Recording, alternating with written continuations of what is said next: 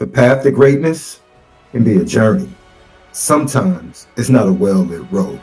Sometimes you can't see what's next. But rest assured, you're made for the moment. Stay in your light. Keep moving forward. You're the next man up.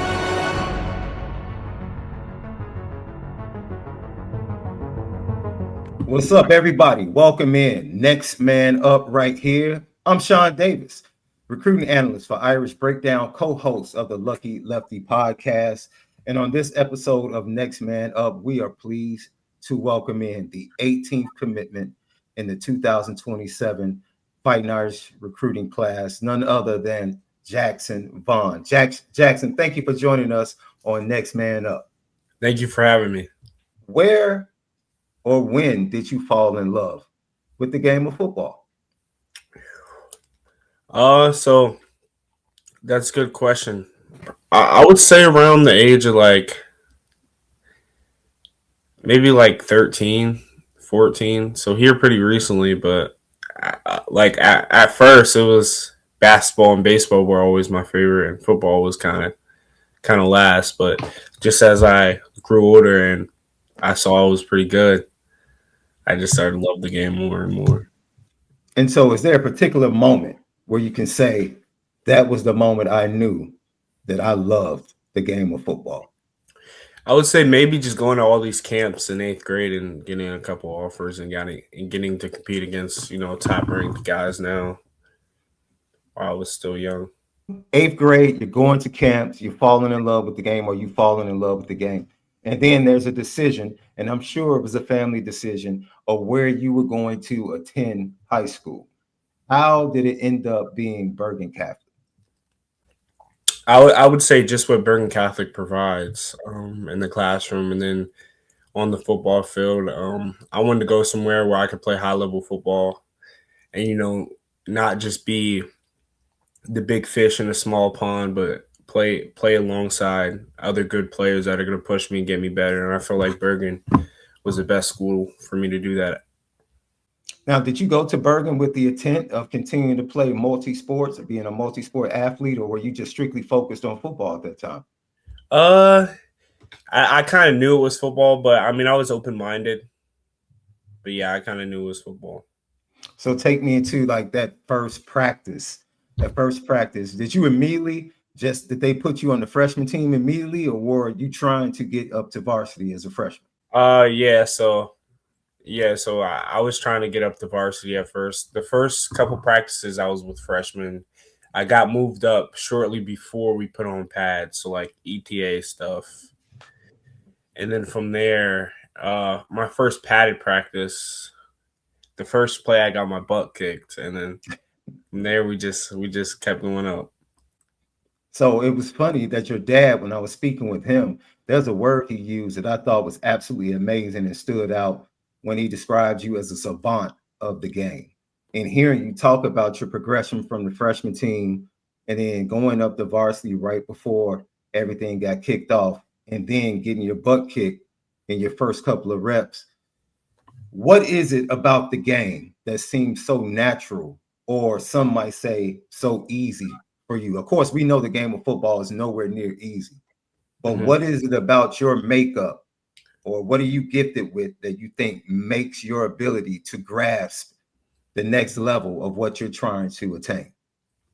Yes, sir. So I would just say, obviously, my God-given abilities that have been gifted to me, but I would say just the way I approach the game, and from a mental capacity, even before games, I watch a lot of film. I'm very confident in myself, and just when it comes to game day, I feel like I can play a lot faster because of that. So you're a film nerd? Yes, sir. All right. So freshman year, you progress, and according to your dad, after your freshman year, you come to your parents and you bring up the possibility of reclassifying.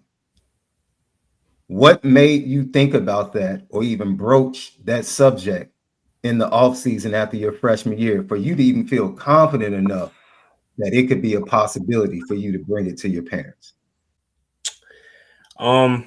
Yeah, I would just say that just the self belief I have in myself, and then um another thing I would say is just even the kids on my team or the kids around the country, I was kind of ahead, already kind of dominating as a freshman. So and then the younger you can get to that the NFL, the better. So that was kind of my thought process. You show up at the Irish Invasion, and you definitely were one of the MVPs of the defensive side that we were able to watch this time last year. And what stood out to you about that camp, about the Irish staff, and about your experience? I would just say just the energy everybody had. I mean, everybody was running around from drill to drill, and then I think that same energy just kicked us off to one on ones. Is there anything in particular that made you say, man, this is a school that I think is going to be one of my top schools? Because I remember talking to you after I talked to you before that, and Hmm. you shared with me that you were going to be locked in to the coaching, to the culture, and to a lot of other things about the campus.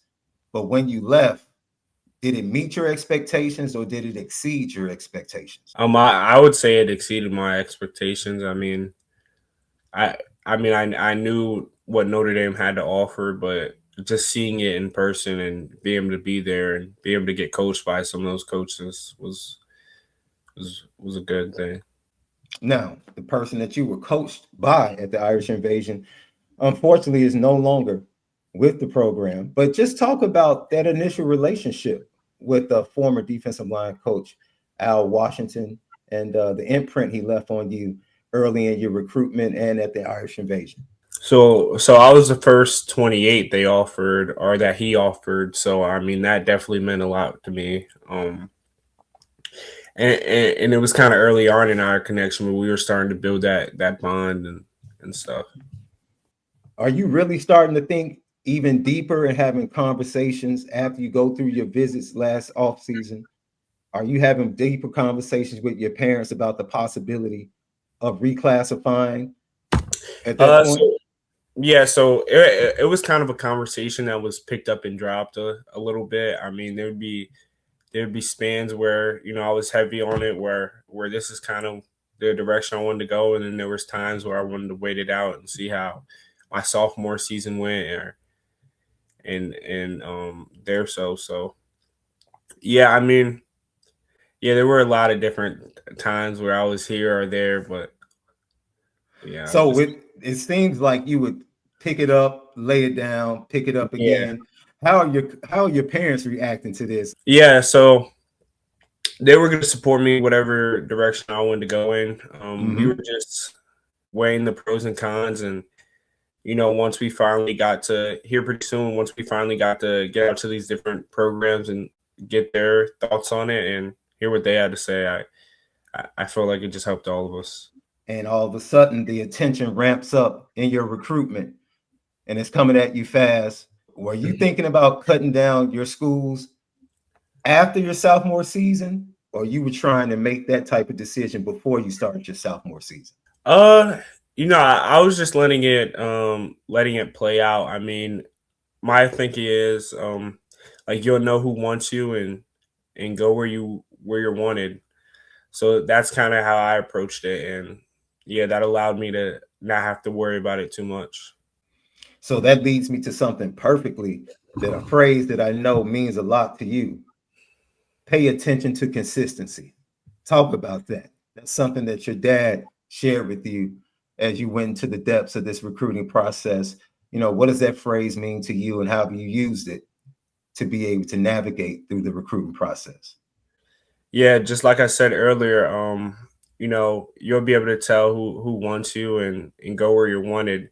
And I say that just because some schools will hit you up here and then they kind of go cold on you. And I would just say Notre Dame did a good job of just staying consistent and consistently getting on the phone with me or reaching out, whether that was through my dad or Mhm. just through different ways. I feel like Notre Dame was just very consistent. I don't care what anybody says. I didn't downgrade you to a 4-star just because you reclassified, Jackson. You're still a 5-star, 5-star upside, 5-star on film. And 5-star the moment I saw you at the Irish Invasion. So I'm going to say 5-star Edge Notre Dame commit Jackson Vaughn joins us right here on Next Man Up. Let's go into your recruitment. Let's talk about the first time you met Charlie Partridge. You talked about Al Washington making you his first 28 offer, Notre Dame making you their first 28 offer. He departs for the NFL. When he departs from the NFL, is that a conversation between you and your parents? Yeah, And do so you, my dad actually sent it to me and we talked about it. Yeah, I mean, of course we didn't know where they were going to go from there, but yeah, we definitely talked about it once we saw the news. so take me to that first time Charlie Partridge is able to come face to face with you when he finally takes over. What was that meeting like? Was it instant connection? Was it Mhm. a slow build in a relationship? Yeah, so I was able to get on the phone with Coach P a couple of times before I actually met him in person. But yeah, when I went back down there this spring, I got to have a long meeting with him, and then like my my reactions from the meeting was I was just like extremely impressed with just his knowledge of the game. And you have a lot of coaches that teach like DCs, but he really knows the position and can really help you. His track record speaks for itself with the development, not only at the college level, but the players that he's been able to put into the NFL and turn NFL players into all pros. I want to get to a meeting you had after you were there in the spring, the weekend of March 21st, 22nd, for that junior day. What shifted for you? You talked about the meeting with Charlie Partridge. What else took place on that weekend that kind of shifted things in your mind to kind of keep you back locked in with Notre Dame? I would say just be able to get around the players more, see it kind of from their lens a little more, or how it would be when I would get there instead of just being with the coaches and that type things. Yeah, I would just say just be able to get around the players more. And what is that brotherhood like? I mean, I talked to Notre Dame players from each decade, and they always talk about how special the brotherhood is and how different it is. Of course, brotherhood, I'm sure at Bergen Catholic, you guys have a brotherhood. You know, other high schools, other colleges, they say they have a brotherhood. But every former Notre Dame player I talk to say it's something totally different. And you just have to experience it. Were you able to sense that being around the recruits and being around the current players? Yes, sir. I could definitely sense that. Like even the way a lot of the players carried themselves. I mean, like all of them were humble. Whereas you go to a lot of these other schools, they're not very humble. And but yeah, I would just say all the Notre Dame players were humble. They all greeted me, and yeah, I could definitely tell there was something different. So when you went on other visits, was it other players just being standoffish and kind of just saying, "Oh, those are the recruits," you Yeah, know? yeah. In a way, are them just being good players Mm. and riding that wave, but at Notre Dame, you had guys that past players that were in the NFL that came up to me talking to me where they just won a championship and they didn't have to do that. And yeah, I would just say it's different. So are there any particular players on the current roster that you had conversations with that you were able to bounce questions off of them of what it would be like to be a player at a place like Notre Dame? I would say not exactly that question, but kind of questions around it. I mean, I've hung out with Kingston a lot. Quincy Porter's my old teammate, so I always have him too. Yeah, so I already know a couple of guys up there, but so yeah. You're there for Junior Day, and if I can give fans a little peek into, conversation that took place with me and your dad throughout the process. Um, I talked to you that Saturday, and Hmm. then I talked to your dad that Sunday morning. Just, I really reached out, said, man, you guys have a great trip back home, get home safe. And he's telling me, no, this is Saturday night. I apologize. And he's telling me, man, we got a meeting tomorrow morning.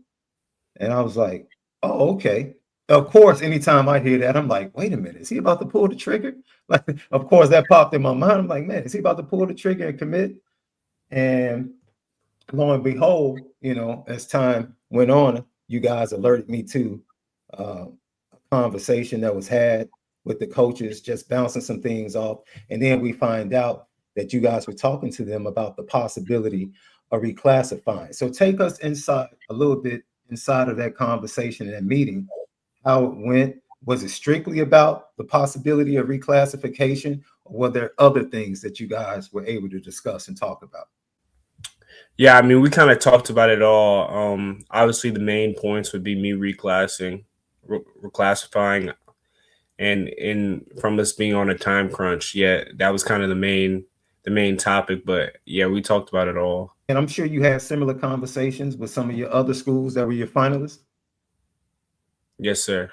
Okay, so when you have these conversations and you get through and you find out, I guess everyone gives you the thumbs up, and we're fine with it, you becoming part of the 27 class.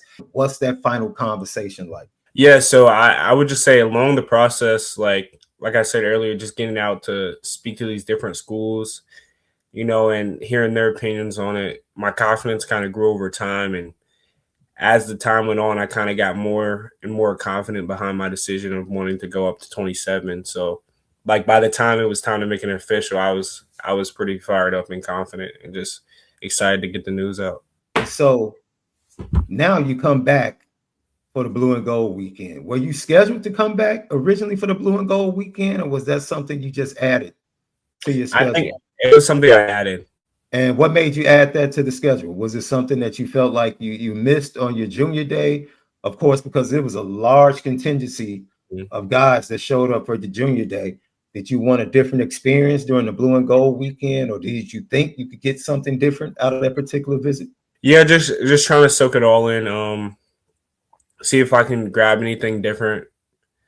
From being there again. I also had a lot of guys there that I knew that were gonna be there for that spring game, so I wanted to get down with them and experience it with them too. So Talk about some of those guys. I know one of the guys, we'll get to it in a few minutes, but you mentioned another young man that's a defensive line target for the Fighting Irish. That'll be coming in for an official visit in a couple of weeks here. Marcus Fakatu, who also reclassified out of Sierra Canyon out there in California. And I think you both have been honest and public about the relationship you guys built during that weekend and the conversations you've had. You mentioned them during your announcement. Just talk about that and some of the other guys that you have really connected with in the 27 class. yeah, so I would say, of course, Marcus, then Olu. Mm. So yeah, there's a couple of those guys that I was just able to build a connection with and have already known pre Notre Dame and just kind of moving along now with Notre Dame. Yeah, you guys are getting ready to start a Jersey club up in there with Notre Dame commits the way things are going. So Marcus Freeman, let me tell you something. I talk to a lot of recruits, and when I inquire about, what their favorite moment or favorite saying from spending time around Marcus Freeman during their recruitment, the same thing rings true. Like the conversation of doing something special, come do something special, and choose hard. Mm-hmm. Is there anything else that immediately comes to mind that was like that special aha moment for you? Like, yeah, I want to play for this guy. I would just say from the first time meeting him, or the first time really getting a chance to talk to him and meet with him, like just the way he carries himself again, I feel like I trust him as to lead me, and I feel like he'd do a good job of that. Did that kind of come from a conversation? Did it come from being able to watch him and the way he is with his players? I think one of the dopest things is that when you sit there before practice and he's like walking through the stretch line and like dapping and having conversations with every player on the team. I remember when I saw that the first time, I was like, oh man, that's different. I've never seen that. Yeah, so I think it's all the above. Mm. like all the things you mentioned, and then just like the natural feeling that that I got from the meeting, and just talking to my parents after, we were all kind of on the same page with him. Did you get a chance to go into the meeting rooms with the defensive line when you were there during the junior day? How was that? Did you get a chance to feel like what it would be like for you to be in those meetings and how communication is and what the Mhm. expectations would be for you? Yes, sir. Yes, sir. I was able to sit in those meetings. Okay. So let's get back to the blue and gold game weekend. Jeremiah Love comes back. Hmm. It's right after the NFL draft, the pageantry, the expectations for this team this year, which at an all-time high. And you Hmm. have all of this converging along with the top recruits that you spoke about and some that you built relationships with. Hmm.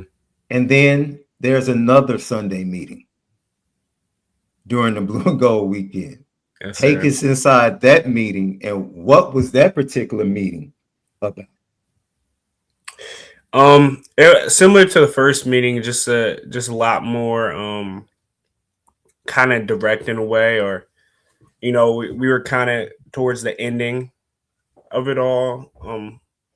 Yeah, but it was a similar meeting. I would say just a lot more direct and kind of farther along in the process. All right. So you leave, you get home. When I talk to you immediately after you get back home, you talk to me about your visits. You share with me the official visits you have set up. And then I check back in with you a short time later. And you tell me, man, Mr. Davis, I think a decision is probably coming Hmm. more than likely before my official visit. I'm like, oh, like what happened? Like what what did something happen? Was it a conversation or was it a feeling? Like from the time you left Blue and Gold to the time you set your official visits and we're getting ready to ramp up to take those, Hmm. what happened for you to feel like, no, you know what? I don't need to wait and I don't need to go through the official visits. I'm ready to pull the trigger. I was just talking to my parents after the visit. I knew what Notre Dame could provide for me on the field, but also off the field. I mean, Notre Dame's unmatched in that way, or when they're matched, it's hard to match that with good football too. So just knowing who I want to be in life and the goals I have for myself, I felt like I was in a good place with Notre Dame. You pretty much had a feeling or you were leaning that way after you left the second visit during Blue and Gold. And maybe you wanted to make sure during the official visits, but then you became even more sure as Yes, sir. you thought about it as time went on. Okay. So now you set your date for your announcement. Um, Hmm. and was there any other thought process? Because I know you can wake up one day and think about something. I'm pretty sure you still being recruited by your other finalists the entire time, all the way up to the day of your announcement. Did you sway at all before you sat down at the table and for the rest of the world to see which team you will ultimately commit to? Yeah, so I was obviously you want to weigh out all of your decisions and stuff, but I mean I didn't sway too much. I mean I always kept my eyes open, but like at the end of the day, I kind of always came back to the same place. I want to know what it was like for you on that day. I talked to your dad the Friday before, and I'm a dad myself, so we delved into a conversation about what it would be like to watch your child that you've spent time and years sacrificing and pouring into for a moment like this. And he was sharing with me how proud he was going to be in that moment, but also how emotional it was going to be to watch you take what he has poured into you along with your mom as well and the rest of your family, and to Hmm. watch you be able to use those tools to ultimately make what at this point is the biggest decision of your life. Hmm. um, did you get a chance to reflect on everything before you made the decision, or did much of your reflection come after you made the decision to commit to Notre Dame? I would say a lot. happened after, because sometimes in the moment you don't really realize until after, or you give it a little bit of time. So I would say after it hit me. Was your heartbeat elevated? Like when you're sitting there at the table and you knew everybody was watching, were you a little nervous or were you just kind of like ready to finally get it all over with? Yeah, I was ready to get it out for the most part. I mean, a little nervous at the start, but for the most part, just ready to get the news out. First of all, I love the fact that you acknowledge God. I was like, I love that anytime a young man acknowledges his source for everything, and Hmm. then you went into, thanking your family and thanking the Notre Dame coaching staff and all of the schools. You were very gracious to all of the schools that took time to recruit you. And how difficult was it to let those schools know, uh, leading up to the decision that you were going to be able or you would not be choosing them? I mean, I would say obviously it's a business, so you got to do it Mm, what you have to do. But I mean, I wouldn't say it was too hard, but that's I also built connections and relationships with those other coaches. yeah, So I would just say that's a part of it too. But yeah, I would yeah. just say it's a business too. So I can understand being the toughest part. yeah. During your thanks and gratitude and just talking about your decision as you sat there, you mentioned Marcus Fockatu. Hmm. Now, you let Notre Dame know 2 weeks prior to your announcement. So I would tell you this: you weren't the first person to let me know about the relationship. Marcus was actually the first person that told me in our conversations at the Blue and Gold weekend, like, yo, Jackson, that's my guy.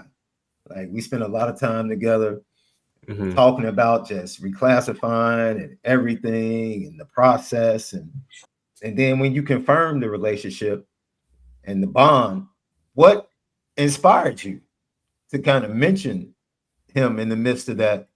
Because I think it really, I talked to him Hmm. and he was watching, and the word he used was, man, he inspired me.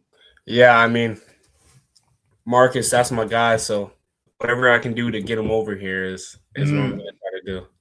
Are you hard at work now that you're officially in the class? Are you hard at work getting other guys to and I'm sure you're still going to be, I expect you to still come up on one of those weekends, right? For the OVs to help recruit. Yes, sir. Which weekend are you going to be coming up? I think I'm going coming up the Hey, 12th. yo, I think this class is probably going to be one of the best defensive line recruiting classes at Notre Dame in the last decade. Like, the guys you already have in the class, and if you're able to add the guys that I think are really good shots for you to add to the class, I think you're going to be part of one. You're going to be part of a historic class. When you think about that, and I share that with you, you know, how does that make you feel? Does that make you want to go even harder in recruiting other guys to be part of the 2027 class? Yes, sir. Whoever can help us is who I would try to get. But yeah, I'm just excited. Let me give you something that former Notre Dame quarterback Malik Zaire Hmm. always says to me. He said people have to understand that when Marcus Freeman says choose hard, Notre Dame is not a hard choice to make because it gives you everything. Hmm. That's not a hard choice. He was like, the hard is actually doing it once you get there. Like the combination of like school and academics and everything it gives to you is fantastic, but it's really, really something that you don't experience anywhere else. Are you looking forward to that? And the reason I ask you, I think one of the things that I commend you the most is the responsibility and the accountability that you are taking in reclassifying, because it wasn't just a decision. Not only will you be reclassifying, but if I'm not mistaken, you're an early enrollee as well, correct? So I Yes, don't sir. know if people know this, like that is a huge amount of curriculum starting this summer that Yeah. you have to Nah, take it's upon. yeah. Go I ahead. I've started like 2 months ago, so Oh wow. yeah, so we're working away with it right now. And so how much more have you added to your regular curriculum that's expected of you?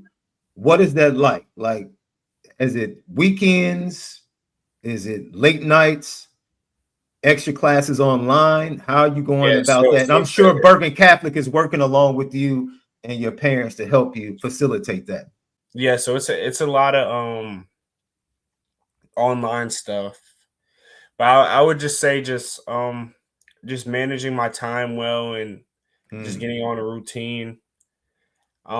Like sometimes I used to work on in the afternoon. Now I get up at like 4:30 and just knock my workouts out in the morning, which leaves me more time to, do my online school after school. And yeah, so I would just say just time management. Let's play a quick game. I call it text, phone, kick it. Text, phone, kick it. And we're going to use your family members. We're going to use your mom, your dad, and then your sister. So text, phone, kick it. Who would you rather text with? Who would you rather phone and have a phone conversation with? And then who would you rather kick it with if you had the opportunity out of the three? Let's see. Who are you going to place in what particular areas? Text, phone, kick it. Uh, I would probably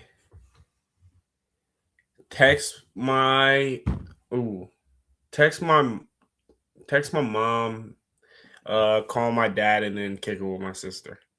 Okay. That's funny because for me, it would probably be my wife, my daughter, and my best friend. And there would be a battle between my wife and my best friend to kick it. But me and my wife have been together 35 years, married 27 years. And I'm telling you, she's absolutely my best friend. So I'm guaranteed a great time if I kick it with her. I would definitely get on the phone with my daughter just because that's my daughter. Like, Mm-hmm. I'm a dad. I got to make sure she's okay. And I would text with my best friend. That's funny. I don't know if you know this, but like do you consider yourself a hooper? I have to ask you that first. Are you a basketball player or do you hoop? Nah, I would say I'm a hooper. You're a hooper? Okay. Okay. Now I have to forewarn you. You're stepping into an atmosphere amongst Notre Dame players where there's a lot of trash talking on the hardwood. And if I asked you what position room over the years do you think has had the upper hand at Notre Dame, what position room would you say? I would say probably for now one of the skill position rooms are Hmm. What if probably. I told you historically it's been the offensive line? Oh shoot. One of the greatest players that I have heard consistently is Mike McGlinchey, offensive line Mike McGlinchey, who was an all-state basketball player in Pennsylvania Mm. before he came to Notre Dame. They said he was 6'7". He was like the Notre Dame Jokic before Jokic. Like he could do everything. But man, you're gonna have plenty of competition in the off season. I'm sure you guys are gonna talk trash. I've heard already that the freshman class, the 26 class, came in chirping. Like from the jump, they came in chirping. So that's just something to look forward to. Before we let you go, Jackson, once again, we thank you for joining us right here on Next Man Up. Pleased to have five-star Edge in the 2027 class and the 18th commitment for Notre Dame in the 2027 class, Jackson Vaughn out of Bergen Catholic in New Jersey. I want to talk about the star-studded group of friends and players and everyone that was there at your announcement, man. One of your best buds, Phoenix Evans, who recently transferred down to IMG. Talked to him. He talked about the transition being seamless for him and how he enjoyed himself. I actually talked to him the week when he was packing up and telling me he was headed back to New Jersey. And Taj Gray is a 28 guy, linebacker that Notre Dame is targeting as well as Phoenix Evans. Just what was it like to have your good friends, your teammates, and everybody present for that announcement? And how did it make you feel? Yeah, so there's a lot of dudes in that room are a lot of people that Notre Dame's recruiting in that room. But yeah, a lot of those guys I call my brothers, so it was just good to have them there in a big moment in my career. You get one time to leave one message for Notre Dame fans about Jackson Vaughn and what they're getting. What would it be? I would say driven. You know, we have the same nickname, by the way. Oh, Bam Bam? Yes. I don't know why they call you Bam Bam. My wife gave me the nickname because I have a tendency to break things. Yeah, similar reasons. She was like, can you go fix that over there? And then it's like, what happened? How did you break that? Literally, that's Bam Bam. This is something else. We have a lot in common, Jackson. I am ambidextrous, just like you. Oh shoot! I play sports with my left hand. I played basketball and baseball, football briefly. I left after one practice. One practice was enough for me in football. I was like, I'm good. But I'm ambidextric. I play all sports with my left hand, and I write and do everything else with my right hand. That's a fun fact about Jackson Vaughn. He's ambidextrous. His nickname is Bam. And what's your golf game like, though? Because I might have to talk a little trash to you. Yeah, I got to pick it back up. I got to get refitted for some clubs. Yeah, at your size, you definitely have to have clubs. Yeah. When you stopped playing, how good were you though? The last time when you were playing consistently? I was young. Okay. So they put me in like the little T programs at like 7. So I was pretty young, but I was pretty good for my age. The last thing we have in common is our love for travel. Now, I started traveling in high school, foreign exchange programs. I did Spain. I did France. The Amalfi Coast was my dude. If I could live on the Amalfi Coast, I would live. That would be the place that I would love to live outside the United States. For you, you've been to Turk and Caicos, Amalfi Coast, Greece. Like, out of all the places that you have been blessed enough to visit, which one stands out the most for you? I would probably have to go with Turks and Caicos. Okay. That's what was it about Turks and Caicos for you? So actually, like, one of my favorite things to do is jet ski, and Turks has a really good jet ski. Like, they have a really good jet ski tour, and you can go to this cruise ship wreck and jump off of that, and just the water. But yeah, I love Turks. So man, you are adventurous then. So you like the parasail, jet ski? Not. I don't know about parasail, but I definitely. Okay. I love the water though. Once again, ladies and gentlemen, this is Next Man Up, and the next man up for your Fighting Irish is this guy right here, 5-star Edge, Jackson Vaughn. Welcome to the family and welcome to the brotherhood. As always, young king, eternal blessings and favor to you in all of your endeavors, and we can't wait for you to walk that tunnel, don the gold helmet, and hear over that PA, here come the Irish. Jackson Vaughn, thank you for joining us on Next Man Up. Thank you for having me.